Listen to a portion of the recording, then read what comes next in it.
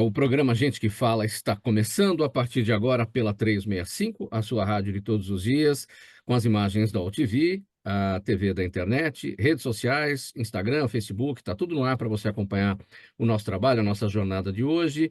Tem também o nosso canal no YouTube e as retransmissões a partir das 5 horas da tarde pela TV Aberta São Paulo, canal por assinatura, na sua operadora de TV preferida, e às 10 da noite pela Rádio Cultura AM 990, de Dois Córregos, no Centro-Oeste Paulista, e também para outras 20 cidades da região. O nosso convite feito a partir de agora, você com a gente pela próxima hora, curta, comente, compartilhe a transmissão do programa Gente que Fala nas suas plataformas, nas suas mídias digitais, interaja também pelo WhatsApp, faça perguntas aos nossos entrevistados, é bem bacana a sua participação, a sua interação pelo 973350038, 973350038. É quinta-feira e o nosso espaço de hoje, tradicional, você conhece, para o Gente do MPD que Fala, parceria nossa com o movimento do Ministério Público Democrático. E vamos conhecer agora, eu sou Mauro Frisman, vamos conhecer agora os nossos convidados de hoje, os que vão debater, vão tratar, analisar os temas por aqui propostos. Dr. Mário Papaterra Limonge, advogado criminal, procurador de justiça aposentado, associado do movimento do Ministério Público Democrático. Como vai, doutor Limonge? Seja bem-vindo e obrigado por colaborar sempre com a gente. Tudo bem? Boa tarde, Mauro. É sempre um prazer colaborar e participar desse programa tão importante. Cumprimento os debatedores, Antônio Carlos, Kleber Carilho, e vamos fazer um bom programa, com certeza. Também na bancada do Gente do MPD que Fala de hoje, doutora Maria Carolina Greco Bazanelli, advogada. Ela é Olá. mestre pela New York University, a Universidade de Nova York, com atuação em tributação indireta, operações internacionais e advocacia pro bono ao terceiro setor. Doutora Maria Carolina é associada ao escritório Tawil Schecker Meyer Brown. Tudo bem, doutora Maria Carolina? Bem-vinda aqui. Muito obrigada, ótima tarde a todos. Cumprimento a todos, também é uma honra estar aqui para debater com vocês esses temas de relevância dessa última semana, né? Muito Obrigado pela obrigada. presença, doutora Maria Carolina. Também com a gente o Antônio Carlos Fernandes Júnior, presidente da Confederação Nacional das Carreiras e Atividades Típicas de Estado, a CONACAT. Tudo bem, Antônio Carlos? Bem-vindo mais uma vez. Que coisa boa estar aqui entre vocês. É uma honra participar do programa e estamos aí com ótimos parceiros nesse momento. Bom programa a todos. Obrigado, Antônio Carlos. E também na nossa bancada, Kleber Carrilho, cientista político, professor e pesquisador da Universidade de Helsinki, na Finlândia. Como está por aí na Finlândia, Kleber? Olá, Mauro. Olá, colegas. Estamos bem, terminando o verão, já iniciando o dia por volta de 10, 11 graus, então o frio está chegando. Este é o momento mais complicado da vida por aqui. Mas é um prazer estar com vocês para observar tudo que tem acontecido no Brasil e trazer um pouco da nossa contribuição para este espaço tão democrático e tão importante de debates diários. Parabéns pela atuação, Mauro. Muito obrigado pelas palavras, pela presença, Kleber Carrilho. Então, todo mundo apresentado e vamos então ao nosso primeiro assunto do Gente do MPD que Fala de hoje, sempre parceria nossa com o Movimento do Ministério Público Democrático. O Tribunal Superior Eleitoral declarou a ilegalidade de apostas financeiras em candidatos nas eleições municipais de 6 de outubro. A decisão dos ministros foi unânime para impedir as chamadas bets eleitorais. É um serviço de apostas que se disseminou em sites e aplicativos durante esse período da campanha aí, né? Pela decisão da Justiça Eleitoral, esse tipo de aposta passa a ser classificado como abuso de poder econômico e captação ilícita de votos.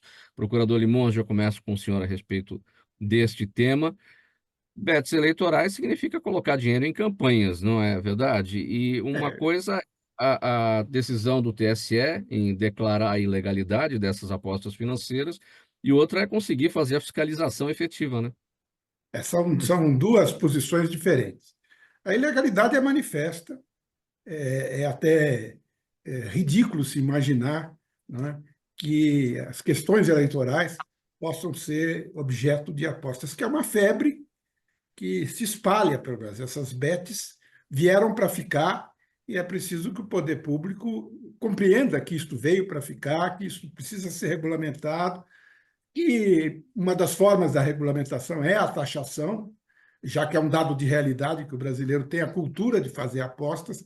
Eu até me lembro que nas minhas passagens pelo interior como promotor de justiça era muito frequente apostas feitas em bares, em reuniões sociais, na aposta de determinado candidato a prefeito. Então há essa cultura, mas claro, uma coisa é a aposta entre amigos, outra coisa é uma coisa institucionalizada que leva a um claro abuso econômico, né?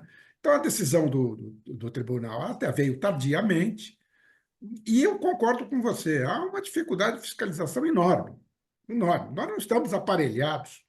Este mundo virtual, que é real, ele precisa ser controlado de alguma forma. E parece que o poder público tem uma enorme dificuldade de se atualizar, né? E eu até consigo entender isso, porque quem exerce o poder não teve vivência ao longo dos anos em informática. Falo por mim, né, que iniciei minha carreira analogicamente. Em um determinado momento, isto me foi imposto e com uma certa dificuldade de atualização. Até hoje, eu reconheço que isto é um fato, né? Então, presidentes de tribunais, procuradores de república, etc., eles precisam hoje ter um treinamento. Esta nova geração possivelmente vai administrar melhor isto. É o que eu espero.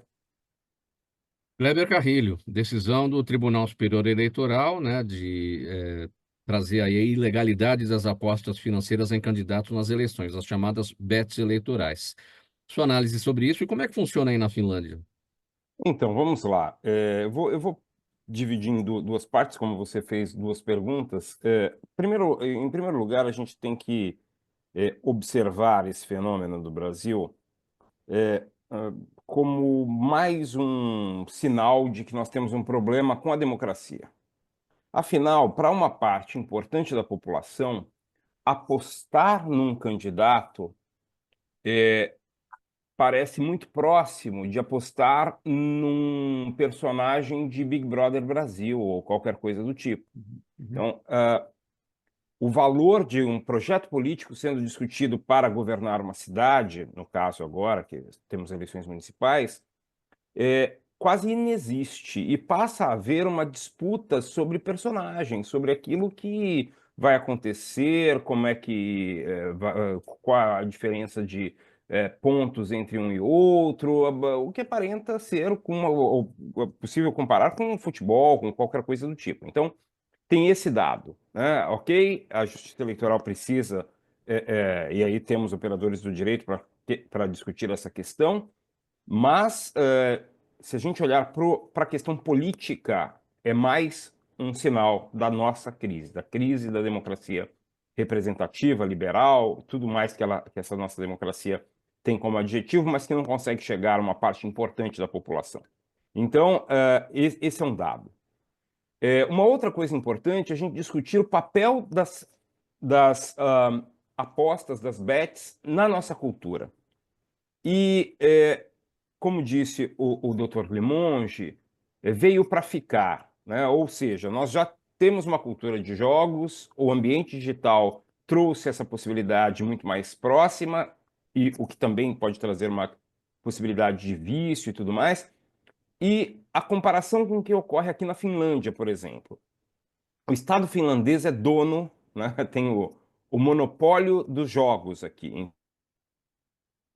A loteria, né, a Euromilhões, por exemplo, que é uma loteria europeia muito próxima da nossa Mega Sena no Brasil, ela é gerida pelo Estado, mas não só. As casas de apostas são geridas pelo Estado. Então, as casas e os sites de apostas. Então, se eu quiser aqui apostar no Santos, na segunda divisão do Brasileirão, eu consigo apostar daqui, num site da Veikkaus, que essa Veikkaus é a empresa pública que faz o gerenciamento de jogos. Inclusive tem roleta, tem blackjack, tem o que você quiser, tem lá dentro desse site.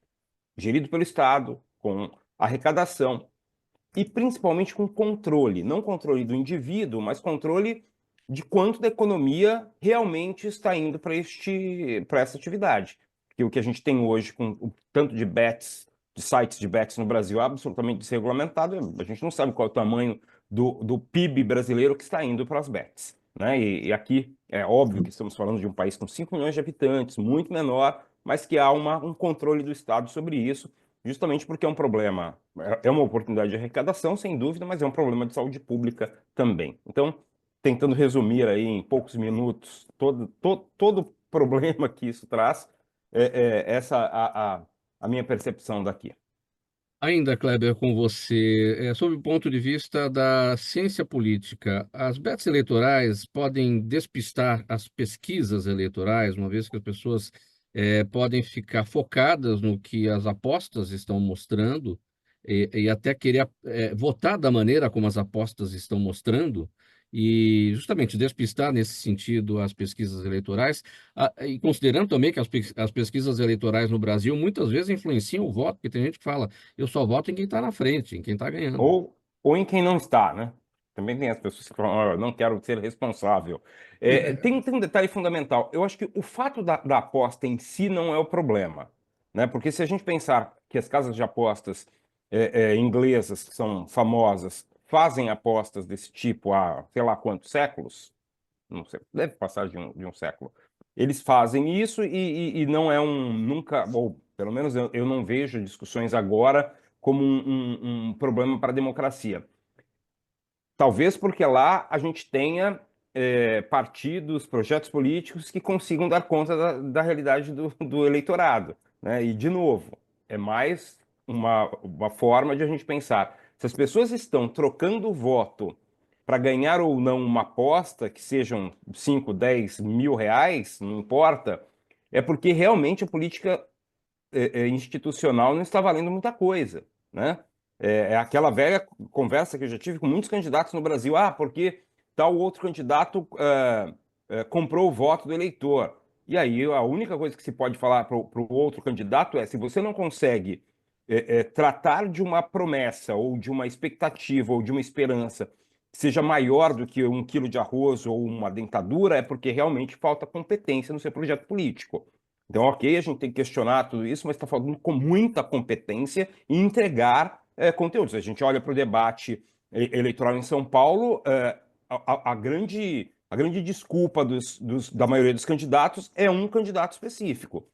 Mas, em vez de apresentar propostas, a culpa é do outro. Então, desculpe-me, estou sendo muito sincero aqui. Você levantou a bola, Mauro, mas assim, Sim, sim, está sim. faltando muita competência para se apresentar propostas. Desculpe-me. Se R$ 1.000 é mais importante do que o futuro do seu filho, é porque ninguém está falando nada sobre o futuro do seu filho e R$ 1.000 realmente me parece mais interessante. Kleber, a bola levantada você cortou muito bem, porque é a pura realidade a sua análise, exatamente isso. Doutora Maria Carolina, TSE, portanto, determinando que a aposta sobre as eleições é crime eleitoral, sua análise. Obrigada, Mauro. Sabe que, diante desse desdobramento, ontem eu fui dar uma revisitada naquela decisão também recente dos Estados Unidos, que também está muito em discussão isso, né? No início desse mês, eles tiveram um juiz federal, que lá o que acontece? As apostas são legalizadas, e aí eu, como na linha, acho que como falou o doutor Mário, né, a regulamentação é sempre o caminho, né? E de acordo com as normas de lá, não se pode apostar em apostas eleitorais, né? E teve um precedente lá, eles, como são do common law, né? E aí acabou abrindo um precedente para as pessoas atualmente apostarem, né? De uma empresa, só que, veja, é uma linha tênue, né? Por isso que é tão importante a regulamentação. O tema que estava em jogo lá é a aposta sobre se o Partido Democrata ou Republicano controlaria as duas câmaras do Congresso, assim, né?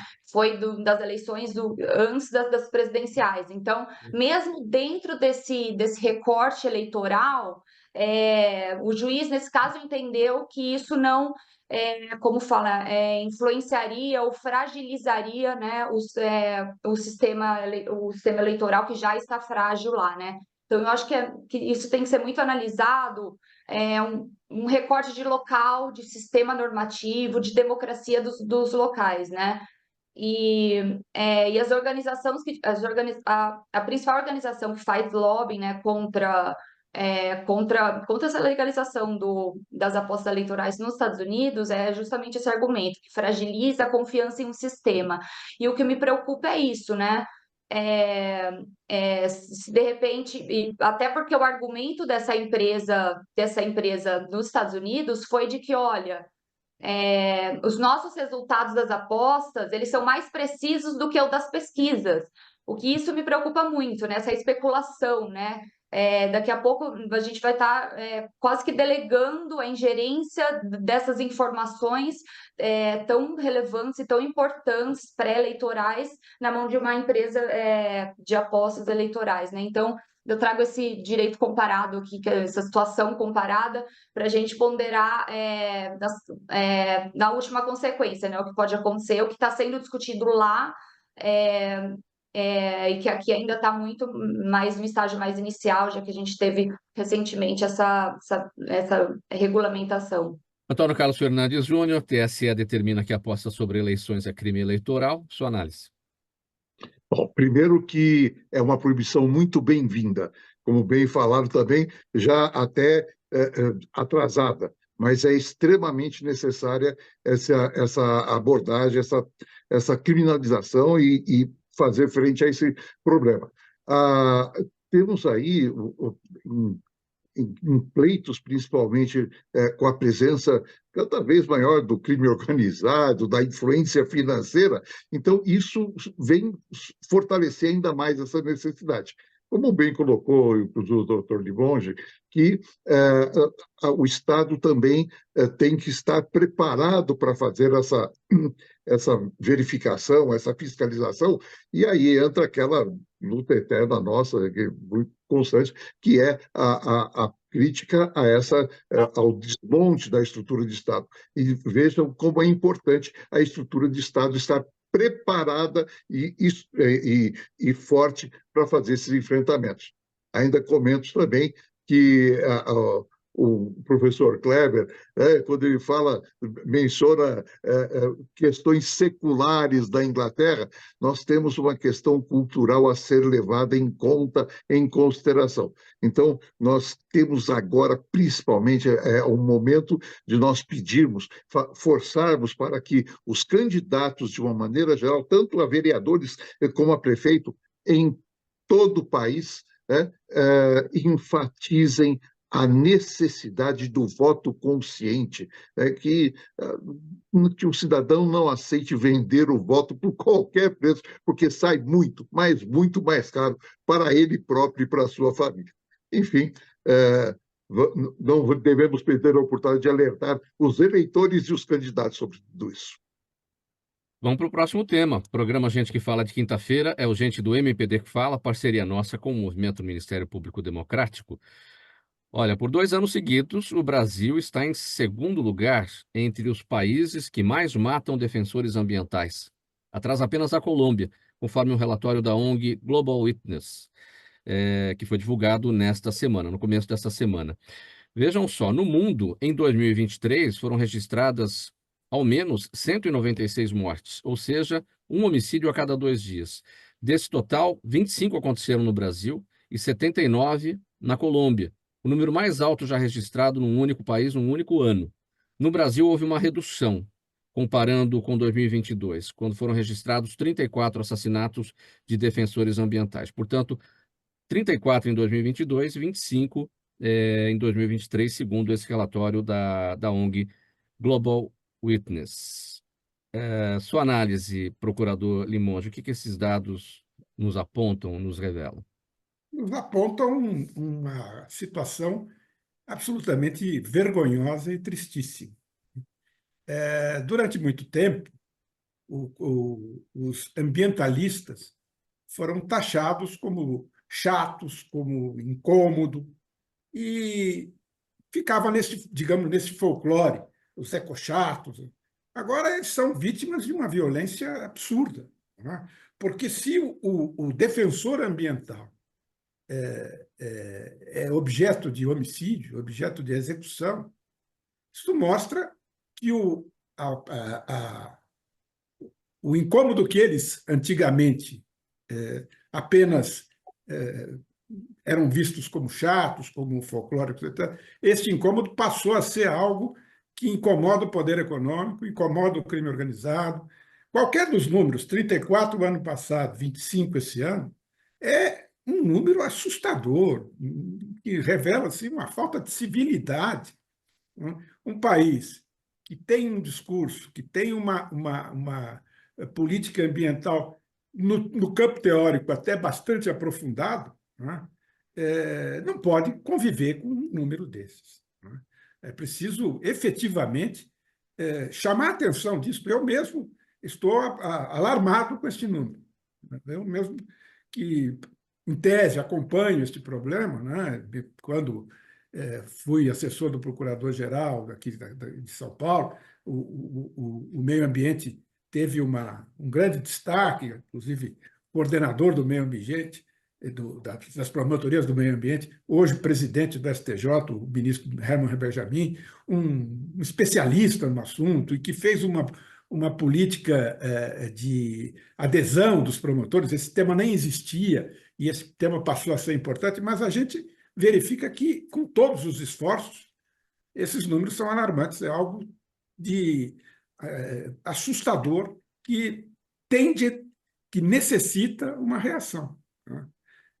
Eu, lamentavelmente, vejo algo que me deixa muito desanimado. Quer dizer, ninguém consegue entender que é possível a convivência pacífica de uma produção sustentável com uma produção, digamos, de massa. Quer dizer, este ambiente de confronto entre ambientalistas e agricultores não pode existir. Num país civilizado, não pode existir. Doutora Maria Carolina, como destacou o doutor Limonge, é preciso uma reação para esse quadro, para essa situação. O Brasil é um dos países que mais matam defensores ambientais, frisando novamente aqui pela Global Witness, a ONG, enfim, tem esses dados. O Brasil é o segundo país que mais mata defensores ambientais, atrás apenas da Colômbia. Que reação é essa que a gente precisa? Por onde passa o combate a essa chaga? Esses dados realmente são chocantes.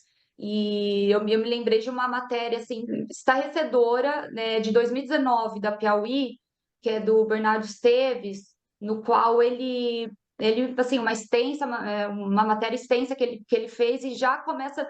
E desde lá a gente já teve quase uma tragédia anunciada, assim, né? Seja pelo desmonte do IBAMA, ou seja, e ele coloca em números, e isso dá para ver da nossa prática mesmo no dia a dia. Eu atuo no tributário, mas também vi que a fiscalização reduziu muito, autos de infração, e aqui ele fala que, por exemplo, ações de fiscalização caíram 39%, ao passo que multas 34%, e o que a gente vê é um incentivo, né? Acho que as posturas, né? E não é uma virada de chave rápida, que quando a gente tem um novo governo que assume com outros valores, outras prioridades, né? E o que tinha mesmo era um ambiente de permissividade, né? Que a gente teve durante algum tempo aí, e isso a gente vai ver com certeza uns impactos durante algum tempo. O que eu penso muito é que a gente precisa de medidas assim, é, como fala, medidas mais não imediatas, mas medidas mais duras, né? E que a gente consiga reverter todo esse desmonte que teve, e mesmo intimidação de agentes do IBAMA mesmo. Ele passou essa matéria é muito completa e realmente é muito assustador, né? O quanto que você tem um incentivo ao desmatamento e também uma intimidação dos agentes que deveriam fiscalizar isso, e, ao mesmo tempo não tem nenhum tipo de ação que vá fazer com que que os ambientalistas se sintam protegidos, por exemplo, né? Pelo contrário, né? Ele fala que muitas pessoas com quem ele conversou em sigilo falavam que as ONGs estavam sob ameaça, assim, praticamente. os defensores, os ambientalistas. Antônio Carlos, as medidas necessárias para a defesa dos ambientalistas, para a reversão disso tudo que a gente está vendo, conforme esse relatório da Global Witness. Me permitam, por favor, com toda a crítica que temos que fazer a qualquer homicídio, a qualquer tipo de homicídio, por qualquer motivação, mas eu vou levantar algumas questões para nós analisarmos. Por exemplo, nós estamos falando de grandezas, às vezes, um pouco diferentes. A Colômbia cabe facilmente dentro de alguns estados do Brasil. Então, nós estamos falando em grandezas e proporções bastante distintas. Por bons motivos, eu acompanho de perto as posições do ex-ministro Aldo Rebelo, né, que é um reconhecido especialista também nessa matéria, mas e que também já teve, inclusive, nesse programa, que, gente, nós temos uma legislação ambiental que é a mais rigorosa do mundo. As maiores áreas, as maiores reservas ambientais do mundo estão aqui. Então, é natural que o foco das ONGs internacionais, né, causem essas razoáveis controvérsias. Mas, insisto, nós temos que analisar grandezas dentro disso, independentemente de qualquer morte que é absolutamente condenável e tem que ser punida. Mas nós temos que fazer com que isso me leva muito, amigos, a abordagens que há uma triste determinação externa de algumas décadas de que o Brasil seria celeiro do mundo, exportador de commodities, não precisando e nem devendo desenvolver educação, ciência e tecnologia. E começou o desmonte do Estado, que, por exemplo, para o enfrentamento que nós estamos precisando, como bem levantou a doutora Maria Carolina, temos que fazer esse enfrentamento com um Estado adequadamente dimensionado para isso. Kleber Carrilho, sua análise? Eu vou começar essa análise me lembrando de um momento que aconteceu há 2 semanas, mais ou menos, que eu estava numa conversa e alguém dizia sobre a qualidade. Note, parece que não tem muito a ver, mas calma que chega. Que alguém dizia sobre a qualidade do café italiano. E é algo interessante, porque a pessoa dizia que o café italiano era fantástico, era ótimo e não sei o quê. E aí eu fiz uma pergunta muito simples. Quantos pés de café estão plantados na Itália neste momento, né?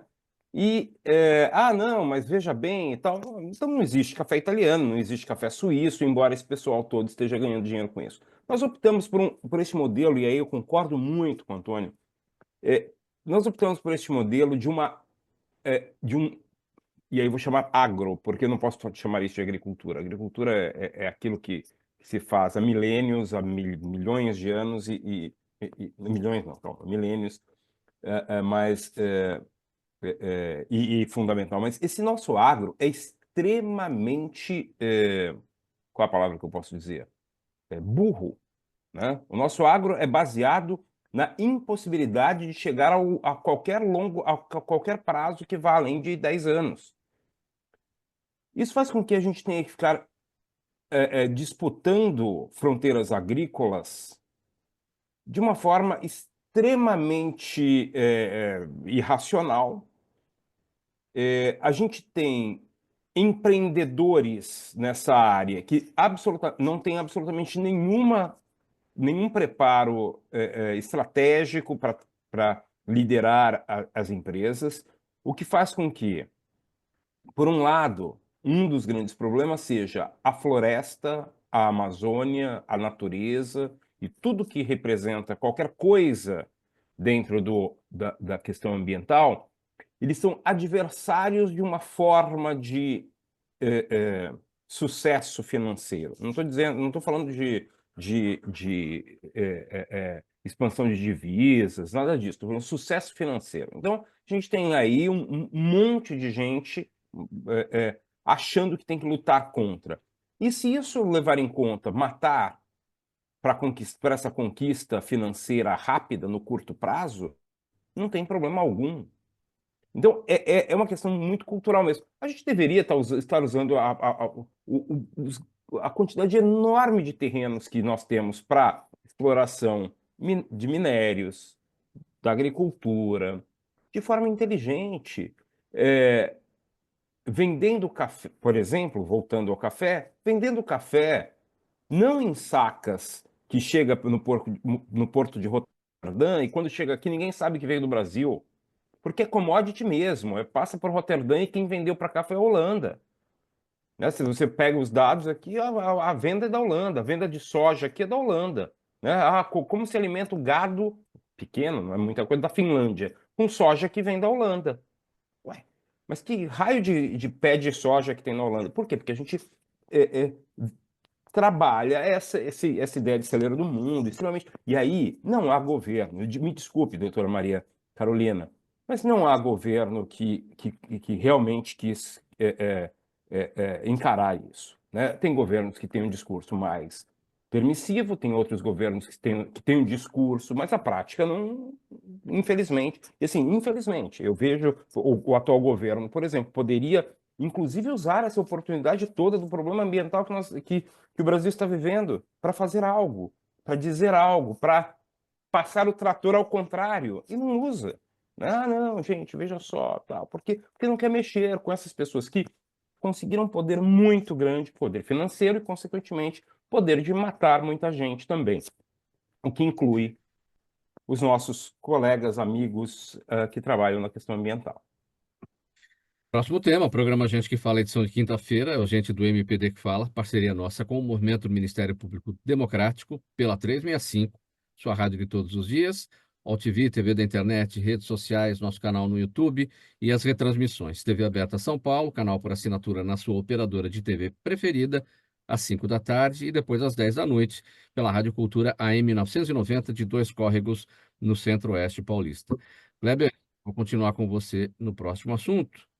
Tem Opa, vamos com a lá. sua ciência. A nova pesquisa da Quest indica que a disputa eleitoral pela Prefeitura de São Paulo segue acirrada e embolada, e que o polêmico episódio da cadeirada de Datena em Marçal no debate da TV Cultura ainda não alterou a percepção dos eleitores sobre em quem pretendem votar. Ricardo Nunes, Guilherme Boulos e Pablo Marçal, nesta ordem, aparecem tecnicamente empatados pela Quest, né, no limite da margem de erro da pesquisa. O levantamento foi divulgado ontem, contratado pela TV Globo. Memes à parte, brincadeiras também, não é, Kleber? Os memes dizem que quem ganhou tudo isso foi a cadeira, né? Claro, não é brincadeira, é uma coisa muito séria que a gente está tratando aqui. Mas quem deve lucrar, Datena ou Marçal, nenhum dos dois, enfim. Hoje tem a pesquisa Datafolha, vamos ver o que os resultados vão apresentar, se isso vai acompanhar o que a Quest levantou ou não. Então, o trabalho da Quest, do Felipe Nunes, é muito sério, então eu acho que é um instituto que a gente precisa prestar atenção, né? É claro que o quadro é possível de mudar, porque quando a gente olha para a pergunta espontânea, não estimulada, a espontânea ainda tem muita gente que não está com voto decidido, né? Eu agora estou sem o número aqui, mas eu acho que chega perto de 30% na espontânea, o que é muito, faltando 3 semanas para o momento da eleição.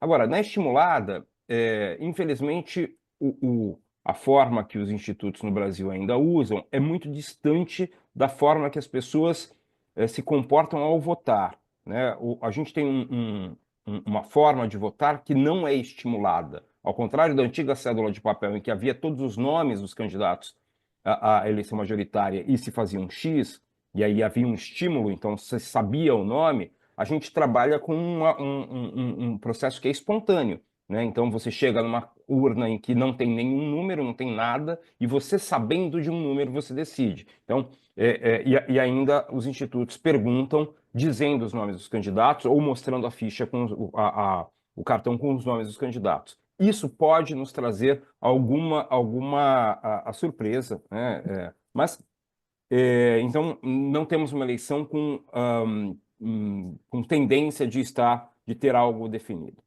O episódio da cadeira, eu tinha dito nas redes sociais, ou escrevia em algum lugar agora não, eu acho que no Diário de São Paulo eu escrevi, que haveria um movimento qualquer, mas nada muito relevante, porque eu não acredito que o apaixonado pelo Marçal vá abandoná-lo agora, e isso pode chegar perto dos 20%, e não acredito também que o Datena vá ganhar qualquer relevância, a não ser aquela que ele já tinha perdido ali momentaneamente para a Tabata ou para alguém. Então, esses 2% aí não tem muita importância. Agora, a cadeira em si é a cadeira é uma metáfora muito interessante de como uma parte da sociedade não tem conseguido lidar discursivamente com essa nova forma de apresentação desses candidatos, como o Marçal, por exemplo, que usa o sistema ali para vender curso, sei lá para que mais, e tentar se posicionar como um personagem político. No momento em que o Datena pega a cadeira e dá a cadeirada, é algo que, olha, não há possibilidade de discussão com uma pessoa como ele, ou não se sabe ainda como lidar, e a cadeira é a expressão, é a metáfora disso. Então, é algo que a gente precisa observar. Outras cadeiradas não aconteceram simplesmente porque não havia, talvez, um espírito tão explosivo, uma intenção tão explosiva em outros candidatos em outros momentos. Mas momentos próximos a esses, em que não há uma resposta específica para a forma que um candidato se comporta ou se apresenta, isso tem sido uma questão frequente. Então, acredito que a gente precisa olhar para esse dado e pensar que em 2026, eleição presidencial, eleição para os governos dos estados, vai ter muito mais gente se aventurando absolutamente sem compromisso com a questão política, do jeito que esse senhor Pablo Marçal tem se comportado. Porque parece algo muito interessante. Eu uso o sistema pronto para dar espaço, para mostrar, né? E utilizo isso para diversos fins, inclusive para ganhar muito dinheiro com vendas de outros produtos. E É. aí, Olha, na pesquisa espontânea da Quest, 49% estão indecisos. É Na pesquisa difícil mudar. espontânea, ou seja, a pesquisa espontânea você está desculpa, errei o diante da número, urna. era muito maior. Então, na urna eletrônica, você está numa situação de espontaneidade ali da escolha, porque você não tem os nomes, enfim. Então, esse é o cenário. 49%, ou seja, metade do eleitorado, é o eleitorado que está dando cadeirada nos candidatos, porque ninguém está muito afim de decidir. Há menos de 20 dias das eleições. Agora, a gente precisa ver também que os projetos políticos que pareciam mais estáveis, você pega, por exemplo, outra discussão importante, né? Você pega, por exemplo, o candidato mais ligado a um movimento de esquerda, que seria o candidato do PSOL, o Boulos, né? O Guilherme Boulos. Ele não tem conseguido nem chegar perto daquilo que a esquerda recuperou em 2022 em São Paulo. Note, estou falando da esquerda ter recuperado, não estou dizendo que é o presidente Lula que tem uma votação diferenciada, mas, por exemplo, Fernando Haddad, como candidato a governador do estado de São Paulo, ganhou a eleição na capital. E Boulos não está chegando nem perto disso, está muito distante. E aí, esses dias estava numa outra discussão também, num programa, e eu levantei uma hipótese de que talvez a esquerda tenha errado de forma muito clara o candidato. Porque ninguém começa uma eleição apresentando um candidato com 48% de rejeição, gente. Isso é de uma. Né? Ah, mas não tinha outro nome. Melhor lançar um nome novo para testar para daqui a alguns anos do que botar alguém com 48% de rejeição. Então, eu acho muito difícil que. É provável que o Boulos vá para o segundo turno, mas é muito difícil que ele ganhe. Mesmo indo Marçal ou Nunes contra ele no segundo turno, mesmo com o Marçal tendo essa rejeição aparente, essa rejeição não é tão estável ainda do Marçal, justamente por ser um personagem novo, né? Então, a gente precisa observar com muito cuidado isso, mas os movimentos foram muito mal feitos. É algo assim que, olhando, eu entendo até algumas insistências, mas está faltando para os partidos no Brasil uma certa visão estratégica, né? Tem gente boa para fazer, mas o problema é que tem pouca gente mandando nos partidos para ouvir, né? Com a intenção Vamos de para o ouvir, próximo. pelo menos. Vamos para o próximo Desculpa. tema aqui, gente, para conversar com a doutora Maria Carolina. Agora o assunto é da seara dela. A quarta turma do Superior Tribunal de Justiça anulou a decisão de estender os efeitos da falência para 3 empresas que tiveram seus bens afetados no processo de falência de uma companhia têxtil com a qual mantinham vínculos econômicos. Pelo entendimento da Justiça, a partir dessa decisão, né, para que haja a desconsideração da personalidade jurídica e a extensão da falência, é preciso comprovar de que forma os recursos foram transferidos entre as empresas ou demonstrar abuso ou desvio de finalidade com base em fatos concretos que prejudicaram a pessoa jurídica. Do que a gente está falando? Que caso é esse, doutora? Claro. Esse caso é muito importante, pelo precedente que ele representa sobre a interpretação do artigo 50 do Código Civil, né? Porque que a gente vê que as cortes elas tendem a atribuir uma responsabilidade quase objetiva, direta, sem se atentar ou sem fazer uma interpretação detida desses requisitos que estão lá nesse artigo para que você possa, de fato, fazer essa desconsideração, né? Como, por exemplo, no direito americano, isso é, essa interpretação ela é feita muito taxativamente, que eles chamam de piercing the corporate veil, né? Quando você considera a empresa e passa a atingir o patrimônio dos sócios. E nesse caso do precedente, foi um grupo de empresas, né? Não foi diretamente a pessoa física, mas outras empresas envolvidas, e realmente achei muito, muito ponderada e muito acertada essa decisão, porque é, a corte partiu do pressuposto que não basta ser do grupo econômico para você presumir, né? Presumir que teve confusão patrimonial, porque mesmo que a empresa esteja sobre um processo de falência, ela está transacionando com outras, e só o fato de essa outra empresa ser do grupo econômico, você não pode presumir realmente que ela tem que automaticamente responder por todas as contingências e débitos. Isso aí é um precedente muito perigoso mesmo, se fosse contrariamente. E também ele é uma sinalização muito boa até para o judiciário, em relação a essas interpretações muito abrangentes, né, de alguns. E o importante dessa regra é que ela é excepcional. E o que eu vejo muito nos tribunais é quando a gente se depara com uma regra excepcional que começa a criar uma construção interpretativa, e quando a gente vê no histórico ou desdobramento da jurisprudência, essa regra excepcional acaba sendo colocada numa configuração regra geral, assim, quase isso, né?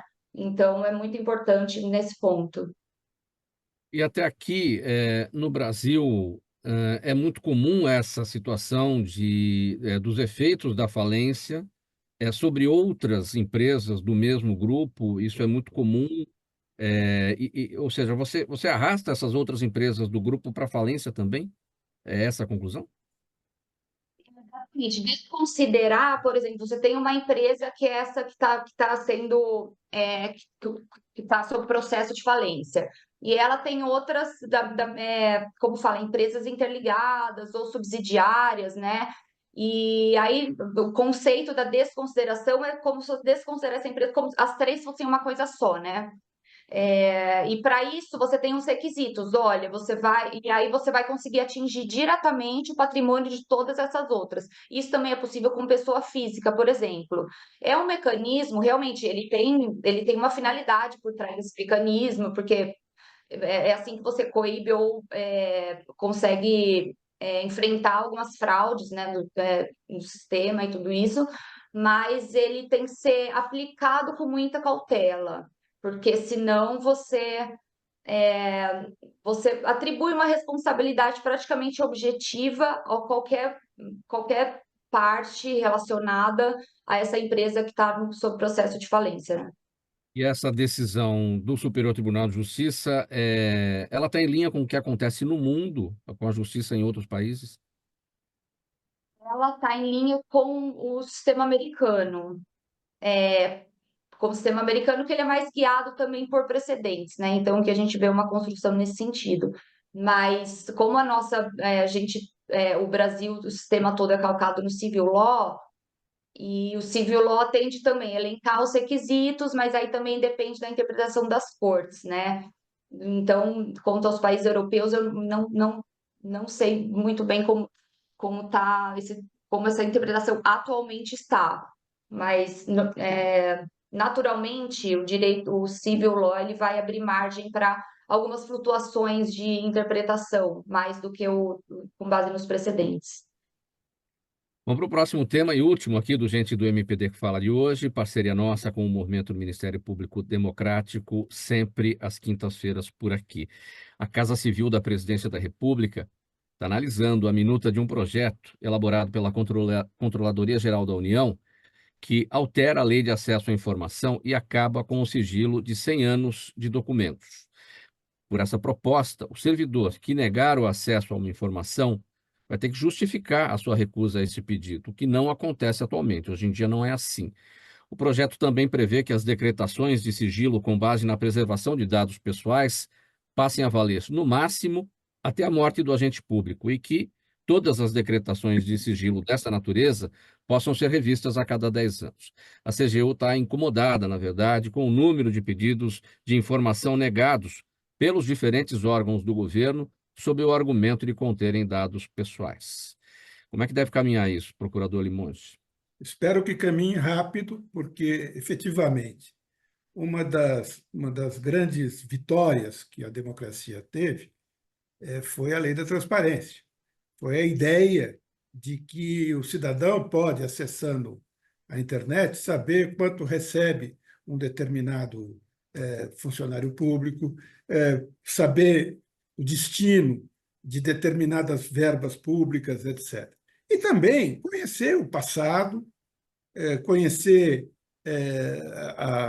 digamos, o histórico de pessoas que se propõem a exercer atividade pública. A atividade pública ela tem uma consequência. Quem invade uma residência, quem pedindo voto ou procurando obter um emprego público, uma vantagem pública, esse cidadão ele tem que se submeter a um grupo de análise, porque a questão é pública, tem interesse público. É muito cômodo se dizer que há um interesse privado aqui ou ali para se negar informações que são relevantes. É claro que cada caso é um caso, que há mesmo alguns casos de abuso que procuram bisbilhotar a vida de um determinado cidadão sem que isso tenha nenhum alcance público, mas isso deve ser exceção. 100 anos é um século, né? Não tem sentido. Então, o funcionário público, as pessoas públicas, elas têm que entender o significado da palavra pública. E não podem, a qualquer momento, dizer, não, isso é interesse privado, isso é interesse meu. Não, o cidadão que se submete a uma atividade pública, ele tem um certo limite na sua, digamos, privacidade. Vejo com bons olhos, vejo com tristeza a utilização deste sigilo a qualquer momento e por razões bastante escusas, bastante... É visível que aquela intenção de decretar esse sigilo é para beneficiar alguém que cometeu uma falcatrua ou que, ainda que não seja uma falcatrua, um ato censurável, como foi no tempo da pandemia, né? Ainda que se possa dizer que, enfim, saber se alguém tomou ou não vacina é um problema pessoal, o fato é que uma pessoa pública tem que ter as suas posições públicas analisadas e avaliadas. Bem, por isso ele se submete ao escrutínio do povo, né? Alguém que se coloca como um cidadão de vida pública tem que ter algum ônus nisso aí. Vejo com bons olhos, tomara que isto ocorra mesmo, que venha uma regulamentação bem elaborada, que isso não seja feito de afogadilho, mas que, de qualquer forma, a atividade pública volte a ser uma atividade pública. Antônio Carlos, sua análise, o governo discute sobre o sigilo de 100 anos. Transparência, sempre. O princípio da transparência é um dos princípios fundamentais da administração pública. Me diga uma coisa, alguém consegue imaginar que riscos à segurança nacional ou quaisquer outras motivações justificariam, por exemplo, 1.379 sigilos só entre 2015 e 2022? Nossa Senhora. 1.379 sigilos. O que justificaria uma situação dessa? E isso é um dado trazido pela Transparência Internacional. Então, a estrutura de Estado, ela tem sim que trabalhar pelo princípio, ela presta contas à sociedade, a estrutura de Estado tem que estar aberta à consulta pela sociedade, seja o agente político, seja o agente público do serviço público. Então, nós esperamos, de fato, que isso caminhe bem, que venhamos a ter uma mudança significativa nessa questão, ainda que não seja total, né, mas que seja uma mudança significativa nesse princípio do sigilo, e, de fato, não há como justificar esse volume de sigilos estabelecidos. Vem em muito boa hora essa providência. Kleber, bem breve sua análise para a gente partir para as perguntas da audiência. Sabe qual é o detalhe? Assim, é uma questão muito importante que, no final das contas, demonstra um descaso com a população. Um sigilo de 100 anos representa que você nunca vai saber o que está acontecendo. Isso é um descaso, isso é um aparente, um aparente uso do Estado, um aparente não, um uso do Estado em benefício próprio. Não adianta. Mas é uma questão específica de segurança nacional. Não importa. 100 anos é algo que não se pode imaginar. É isso mesmo. Tem que haver prazos específicos que podem ser renovados ou não, de acordo com interesses do Estado e não dos indivíduos. Ponto. Vamos para as perguntas da nossa audiência, bem rapidinho por aqui. Eu vou pedir brevidade a todos, uma pergunta para cada um, para que a gente consiga chegar no final. Doutora Maria Carolina, o Jaime está com a gente. Obrigado, Jaime, aqui sempre participando e sempre fazendo aqui os questionamentos.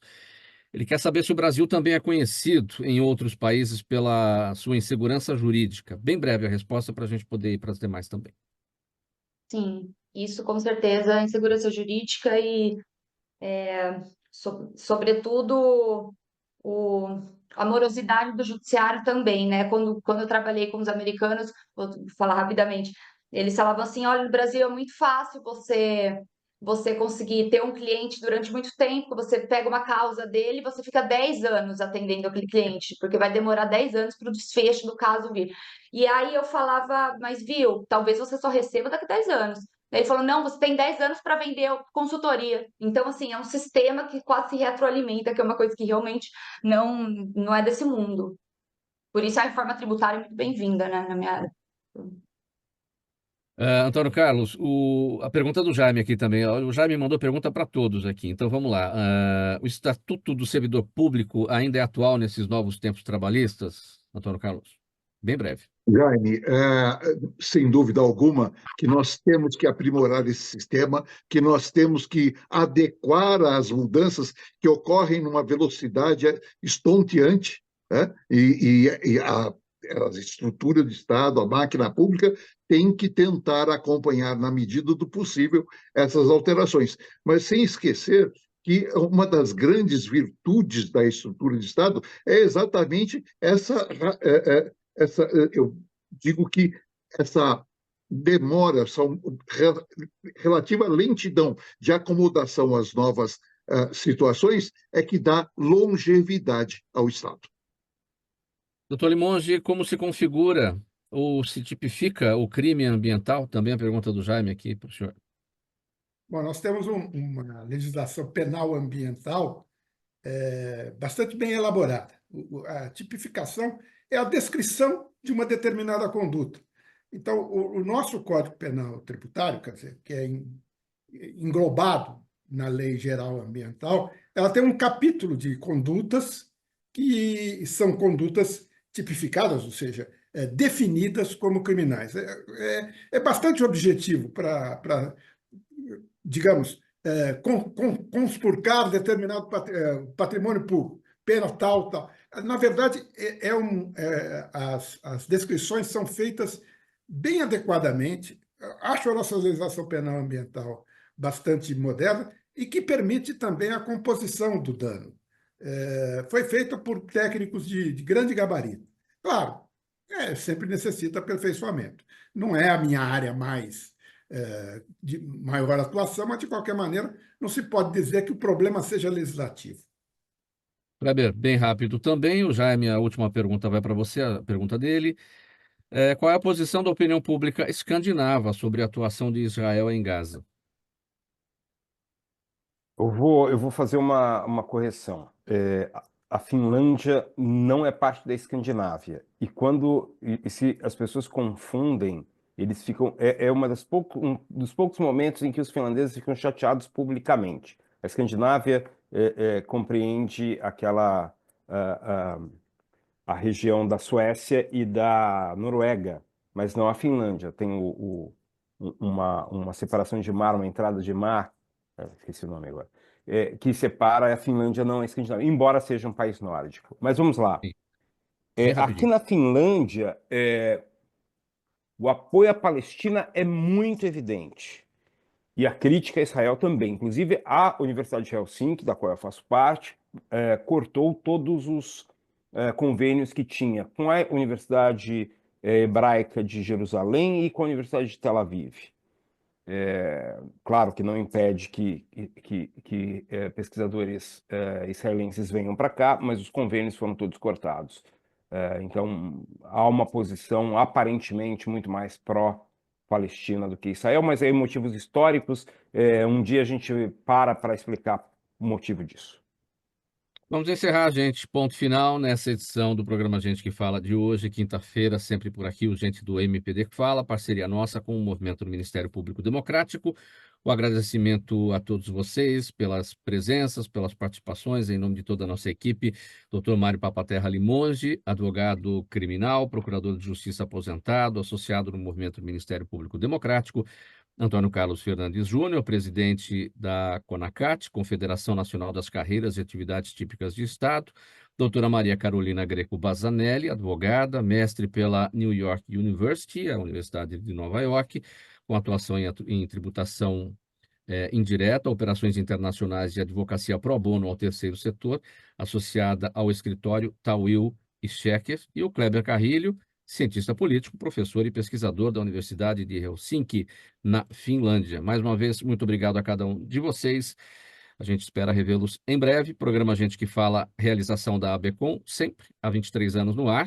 Apresentação minha, Mauro Friesman, Zenilda Salvato, nossa diretora de produção, jornalista Fausto Camunha, nosso diretor-geral, e você do outro lado aí, claro, ouvinte, espectador, internauta, a razão da nossa presença sempre por aqui. Voltamos amanhã pela 365, sua rádio de todos os dias, AltV, TV da internet, redes sociais, YouTube, representações, 5 da tarde, pela TV Aberta São Paulo, canal por assinatura na sua operadora de TV preferida, e às 10 da noite pela Rádio Cultura AM 990 de Dois Córregos, no Centro-Oeste Paulista. Abraço a todos, abraço para a audiência, tchau, até amanhã.